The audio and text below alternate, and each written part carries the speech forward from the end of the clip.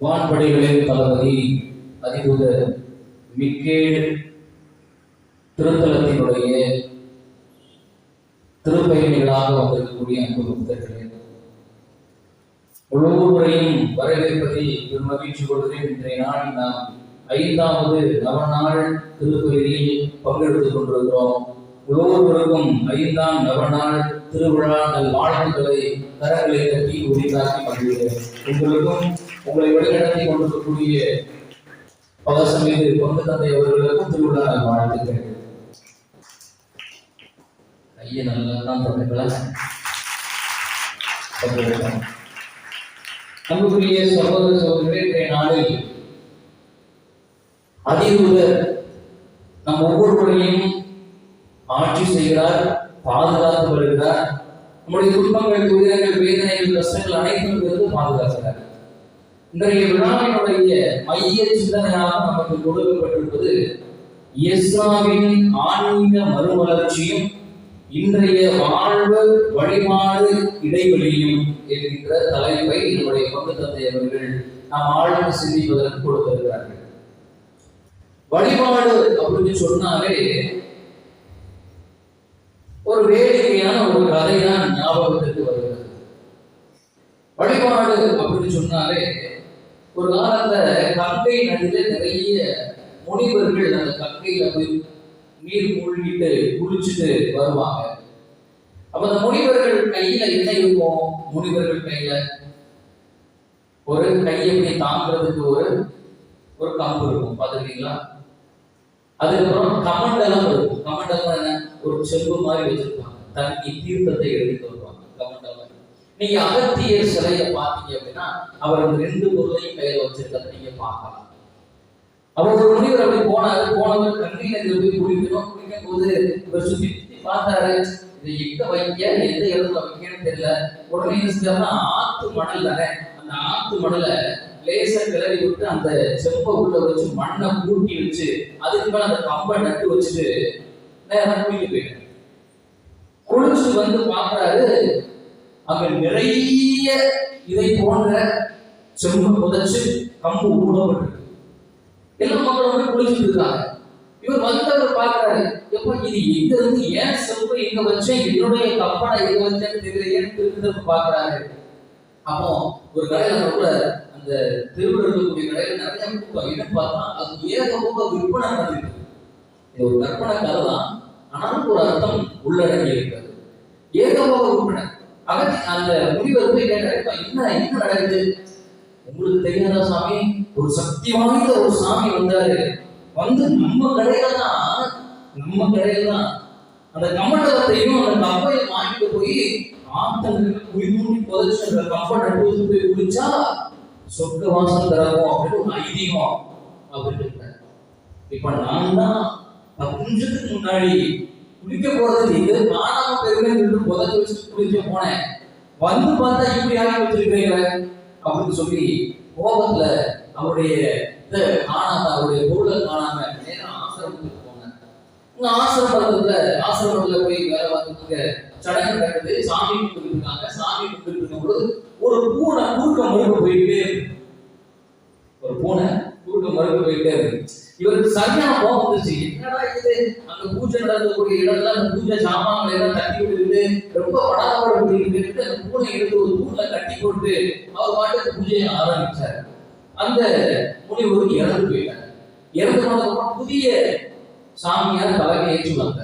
அந்த புதிய சாமியார் வந்த உடனேயும் அந்த பூனையை செத்து போச்சு, இந்த இடத்துக்கு இறந்து போயிட்டாரு. பூனை செத்த உடனே அந்த இடம் பூனை இருந்தால்தான் சாமி நம்முடைய செபத்தை கேட்போம். உடனே போய் தேவை குடிச்சு ஒரு பூனையை கொண்டு வந்து வாங்கி வந்து அதை கட்டி விட்டு அதுக்கப்புறம் அந்த வழிபாடு பண்ணாங்க. இன்னைக்கு நாம நம்முடைய வாழ்க்கையில வழிபாட்டை அப்படித்தான் பார்க்கிறோம்.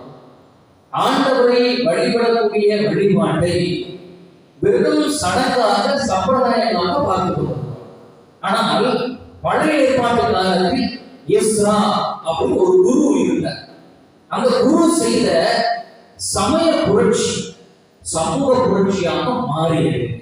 அதைத்தான் இன்றைய நாளில் நமக்கு சிந்திக்க தலைப்பாக கொடுத்திருக்கிறார்கள். அன்புக்குரியவர்களே, இந்த எஸ்ரா இறைவாக்கினர் எப்போ வந்தாருன்னா, முதல்ல அதனுடைய அரசியல் பின்னணியை புரிஞ்சுக்கணும். இஸ்ரேல் மக்கள் நாடு கடத்தப்படுறாங்க. இஸ்ரேல் மக்கள் நல்ல தாவீது ஆட்சி காலத்திற்கு பிறகு அவர்களுடைய வீழ்ச்சி காலமே தோன்றியது. அவர்களுடைய அரசாங்கம் கொஞ்சம் கொஞ்சமாக சரிவடைய தோன்றிக் கொண்டே வருகிறது. இஸ்ரேல் நாடு ரெண்டா பிரிஞ்சு யூதா நாடு, இஸ்ரேல் நாடு என்று பிரிகிறது. அந்த சமயத்துல நிறைய பக்கத்துல இருக்கக்கூடிய நாடுகள்லாம் வந்து அந்த நாட்டை அடிமைப்படுத்துறாங்க, ஆட்சி செய்யறாங்க. அப்போ ஒரு பெரிய சாம்ராஜ்யம் ஒன்று இருக்குது. யாரு?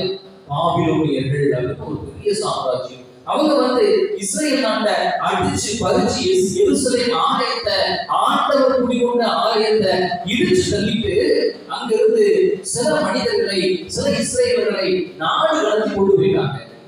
நாடு கடத்தி கிட்டத்தட்ட 40-70 ஆண்டுகள் அந்த நாடு கடத்தப்பட்டு அந்த மக்கள் இருக்கிறாங்க. 70 ஆண்டுகள். எரேமியா இறைவாக்கினர் வாக்குரைக்கிறார், 70 ஆண்டுகள் பாபிலோனில் அவர்கள் அடிமையாக இருப்பார்கள், மீண்டும் வருவார்கள், கடவுள் அவர்களை அழைத்து வருவார், அதன் பிறகு கோவில் புதிதாக கட்டப்படும் அப்படின்னு இறைவாக்குரைக்கிறார்.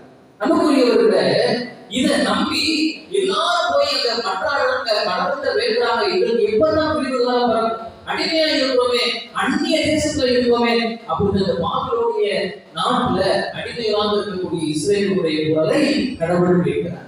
சைரஸ் அப்படிங்கிற ஒரு மன்னனை அனுப்பி வைக்கிறார். அந்த மன்னன் பாபிலோனை கைப்பற்றி அங்க இருக்கக்கூடிய இஸ்ரேல் மக்களை பார்க்கிறாரு. பார்த்து அவர்கிட்ட சொல்லுகிறார், நீங்க இங்க இருந்து உங்களுடைய நாட்டுக்கு போங்க, உங்களுடைய யூதா நாட்டுக்கு போய் அங்க இருக்கக்கூடிய உங்களுடைய ஆலயத்தை, எருசலேமில் இருக்கக்கூடிய ஆண்டவருடைய ஆலயத்தை மீண்டும் புதுப்பித்து கட்டுங்கள் என்று சொல்லி ஒரு ஆணை பிறப்பித்து அந்த ஆணையை கைப்பட அவர் எழுதி கொடுத்து அனுப்புறார். அந்த ஆணையோட ஒரு இஸ்ரேல் மக்களுடைய ஒரு பெரும் பகுதி பாபிலோன் நாட்டிலிருந்து இஸ்ரேல் நாட்டுக்கு அப்படியே கடந்து வர்றாங்க. யாருடைய தலைமையில வராங்க அப்படின்னா, அவர்கள் வந்த தலைமை, அவர்களை கூட்டிட்டு வந்த அவருடைய பேர் வந்து செருபாபேல் அப்படிங்கிறவரு கூட்டிட்டு வரார். ஒரு பெரிய கூட்டத்தை கூட்டிட்டு வர, அப்படியே கூட்டிட்டு வந்த உடனேயும் அங்க பாக்குறாங்க. அங்க பார்த்து ஆலயத்தை புனரமைப்பு செய்யறாங்க, புதுப்பிக்க ஆரம்பிக்கிறாங்க. எருசலேம் ஆலயம் எவ்வளவு பெரிய ஆலயம், பெரிய ஆலயம், தாவீது கட்டிய, சாலமோன் கட்டிய ஆலயம். அந்த ஆலயத்தை அவ்வளவு சீக்கிரமா கட்டிட முடியாது. ஆண்டுகள் பல எடுக்கும். 48 ஆண்டுகளாக அந்த ஆலயம் கட்டப்பட்டது என்று சொல்றது.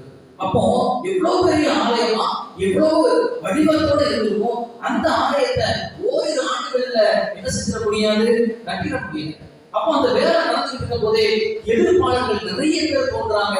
அந்த ஆலயத்தை கட்ட விடாம நிறைய பேர் வந்து அதை தகர்க்கணும்னு முடிவு பண்றாங்க. நிறைய போராட்டங்கள் நடக்குது.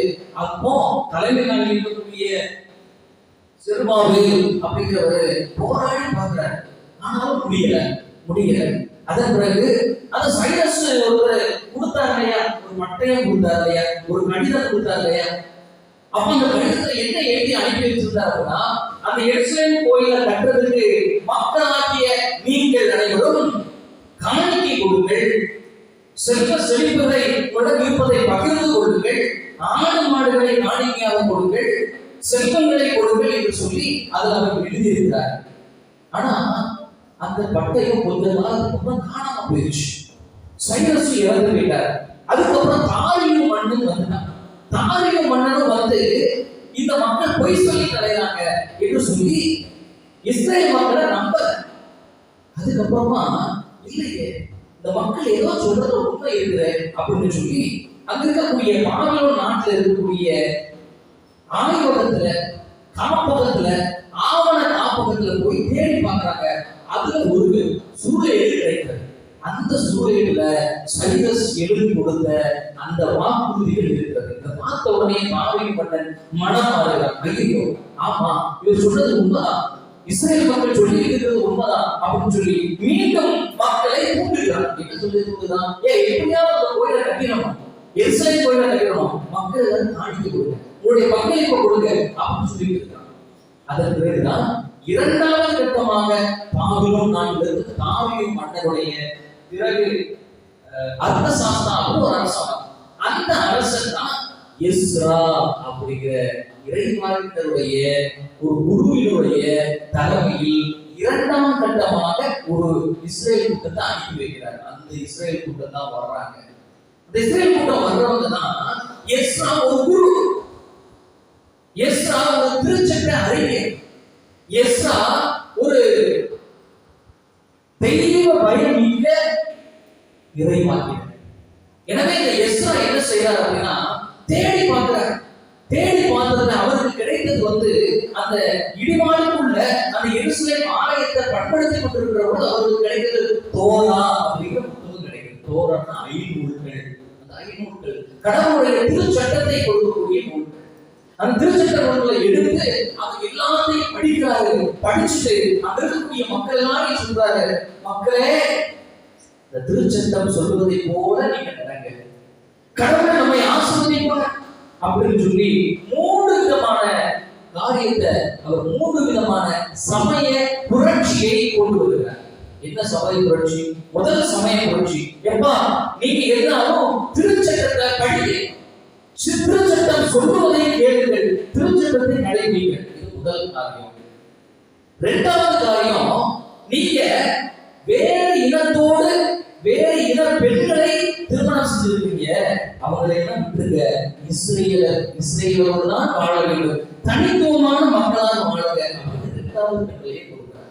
மூணாவது கட்டளை, இந்த கோயிலை கட்டுறதுக்கு உங்களால் முடித்த காணிக்கைகளை கட்டாயம் செலுத்த வேண்டும் என்று சொல்லி இப்படி மூன்று கட்ட சமய புரட்சியை செய்கிறார். சரி, இதன் பிறகு 70 ஆண்டுக்கு அப்புறம் அந்த கோயில் கட்டப்பட்டு கோலாகலமாக பாஸ்கா விழா கொண்டாடப்படுகிறது. இதுதான் எஸ்ரா செய்த சமய புரட்சி. இன்னைக்கு நம்மளுடைய பூசையை எடுத்துக்குவோம், நம்முடைய வழிபாடை எடுத்துக்குவோம். இவர் செய்த சமய புரட்சி இன்றைக்கு நம்முடைய பூசையில் இருக்குதா அப்படின்னு கொஞ்சம் யோசித்து பார்ப்போமே. அவர் என்ன சொன்னார்? முதல்ல திருச்சட்டத்தை கடைபிடியுங்கள், திருச்சட்டத்தை வாசியுங்கள் என்று சொன்னார். இன்னைக்கு நம்ம பைபிள் வாசிக்கிறோம்னா நமக்கு திருச்சட்டம் எது? நம்முடைய திருக்குறள், நம்முடைய திருச்சட்டம். ஆண்டவர் இயேசுவுடைய வார்த்தை தான் நமக்கு திருச்சட்டம். இயேசு சொல்லக்கூடிய நற்பண்புகளை, இயேசு சொல்லக்கூடிய விழுமியங்களை நாம் கடைபிடிக்கலாம். இப்ப மன்னிச்சுன்னு சொல்றாரு, நம்ம மன்னிக்க தயாரா இருக்கோமா? இப்ப அன்பு செய்யன்னு சொல்றாரு, நம்ம அன்பு செய்ய தயாரா இருக்கோமா? பகிர்ந்து வாழ என்று சொல்றாரு, நம்ம பகிர்ந்து வாழணும், சுயநல போக்குல வாழ்ந்துட்டு இருக்கோம். இரண்டாவது எஸ்ரா செய்த சமய புரட்சி என்ன? உங்களுடைய பிற இன பெண்களோடு உறவு கொள்ளாதீர்கள், இஸ்ரேலர்களாக தனித்துவமாக நில்லுங்கள் என்று சொல்றார். இன்னைக்கு நாம என்ன செய்யறோம்? சேர்த்துல ஒரு கால சோத்துல ஒரு காலம் நினைக்கிறோம். நம்ம கோயிலுக்கும் வர்றோம், பக்கத்துல ஞாயிற்றுக்கிழமையில ஒரு வேன் வந்து பக்கத்துல ஒரு சபை இருக்குது, வாங்க உங்களுக்கு மத்தியானம் பிரியாணி போட்டு ஜபக்கூட்டம் நடத்துறோம் அப்படின்னா நாமளும் வேன்ல ஏறி போய் பிரியாணி தின்னுட்டு அங்க போய் அல்லேலூயா கூப்பாட போட்டு சாமி ஆண்டவர் இயேசுவை நாம கும்பிடுறோம். அன்புக்குரியவர்களே, கலப்பு இனம் வேண்டாம் என்று எஸ்ரா சொல்றார். நாம் கத்தோலிக்க திருஅவையின் முத்துக்கள், நாம் கத்தோலிக்க திருஅவையின் நல்ல விசுவாசிகள். நம்முடைய விசுவாசத்தை, நம்முடைய பாரம்பரியத்தை, நமக்கு திருச்சபை சொல்லக்கூடிய சட்டத்திட்டங்களை நாம மறந்துடக்கூடாது, விட்டு கொடுக்கக்கூடாது. மூன்றாவது எஸ்ரா கொடுத்த சீர்திருத்தம் என்ன? காணிக்கை செலுத்துங்கள். கோயிலை புனரமைப்பு செய்வதற்கு காணிக்கை செலுத்துங்கள். அன்புக்குரியவர்கள், நம்ம கொடுக்க தயாரா இருக்கலாமா? எங்க நம்ம கொடுக்கிறோம்? நம்மளால முடிஞ்ச அளவுக்கு இருக்கிறத குடிவிட்டு போறோமான்னு தான் பார்க்கணும். அன்புக்குரியவர்களே, காணிக்க என்பது கொடுப்பதற்குண்டான மனதை காட்டுகிறது. கொடுங்கள், உங்களுக்கு கொடுக்கப்படும் என்று ஆண்டவர் சொன்னார். ரெண்டு செப்பு காசு தான் இருந்துச்சு அந்த கைப்பட்ட, அந்த கைப்பட்ட அதை கொண்டு போய் கடவுளுக்கு என்று கொடுத்தால் கடவுளால் ஆசீர்வதிக்கப்பட்டார். சாய்மாரத்தில் வாழ்ந்த கைப்பெண் தனக்கு என்று இருந்த தன் மகனுக்கு என்று இருந்த கொஞ்சோண்டு மாவையை எண்ணெயை வச்சு அப்பத்தை சுத்தி எலியாவுக்கு கொடுத்தா அவருடைய வாழ்வு ஆசீர்வதிக்கப்பட்டுச்சு. இன்னைக்கு நாம கொடுக்கிறதுக்கு கை வரவே மாட்டேன். நம்முடைய கை கொடுப்பதுக்கு வர மாட்டேங்குது, வாங்குறதுக்கு தான் ரெடியா இருக்கு. அன்பார்ந்தவர்கள், இந்த நற்செய்தி வாசகத்தில் ஆண்டவர் இயேசு நல்ல சமாரியன் உவமை வழியாக வழிபாட்டின் உள்ளர்த்தத்தை அழகாக சொல்லித் தருகிறார். என்ன வழிபாடு?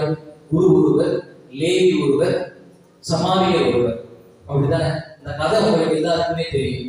குரு வராரு, ஒரு தனிப்பட்டு கிடக்கிறத பார்த்து போயிட்டாரு. ஏழையும் அதே மாதிரி பார்த்துட்டு போயிட்டாரு. ஆனா சமாரியன் மட்டும் பார்த்துட்டு போனான், பார்த்துட்டு உதவி செஞ்சுட்டு போனான். இது என்ன பிரச்சனை இருக்குது அப்படின்னா, ஏழையும் குருவும் லேவியும் என்ன செஞ்சாங்க? வழிபாட்டை தவறாக புரிந்து கொண்டாரு. வழிபாட்டை மாணாக்கவில்லை. அவருடைய மனசு என்ன பதவிச்சு அப்படின்னா, ஒரு அடிபட்டு கிடக்குறான், அவனுக்கு போய் நம்ம உதவி செய்ய போய் அவன் திடீர்னு எழுந்துச்சு தான் கூட்டாளிகளை விசிலடிச்சு கூப்பிட்டு என்னைய பிடிச்சுவானோ, ஏன் இருக்கிறத அவகரிச்சுட்டு போய்வானோ அப்படிங்கிற பயம் ஒருவேளை அந்த குருவுக்குள்ள இருந்துக்கலாம், அந்த லேவிக்குள்ள இருந்துக்கலாம். நான் அவனுக்கு உதவி செய்ய போனா எனக்கு என்ன ஆகுமோ என்கிட்ட பயம் இருந்துச்சு. ஆனால் சமாரியன் என்ன நினைச்சான் அப்படின்னா, ஒருவேளை அவன் நான் காப்பாற்றாம போயிட்டானா செத்து போயிடுவானே, செத்து போயிடுவானே, நானு அவனை காப்பாற்ற விட்டால் அவனுக்கு என்ன நேரிடும் அப்படிங்கிற மனசு சமாரியத்தை இருந்துச்சு. எனவேதான் நல்ல சமாரியன் இயேசுவால் போற்றப்படுகிறார். அன்புக்குரியவர்களே, இன்றைய நாளில் வழிபாட்டை வாழ்வாக்க முயற்சிப்போம். இந்த வழிபாடு அற்புதமான ஒரு வழிபாடு. இந்த திருப்பலியில் முதலில் பாவ உத்தரவு செய்தோம், அதன் பிறகு காணிக்கை எடுக்கிறோம். காணிக்கை உங்கள் காணிக்கை பொருட்களோடு திருப்பலி காணிக்கை பொருட்களை ஒப்பு கொடுத்து கடவுளுக்கு நன்றி செலுத்துகிறோம். இப்படி ஒவ்வொரு பகிர்தலையும் அன்பையும் ஊட்டக்கூடிய வழிபாடாக அமைகிறது. எனவே வழிபாட்டை வாழ்வாங்க. எஸ்ராவை போல நாமும் திருச்சட்டத்தை, திருவுலியத்தை வீடுகளில் வாசிக்க, கத்தோலிக்க விசுவாசிகளாக வாழ, அதே சமயத்தில் திருச்சபைக்கு கொடுத்து உதவ நல் மனதை வேண்டி இந்த உன்னத வகையில் தொடர்ந்து மன்றாடுகிறோம். ஆமென்.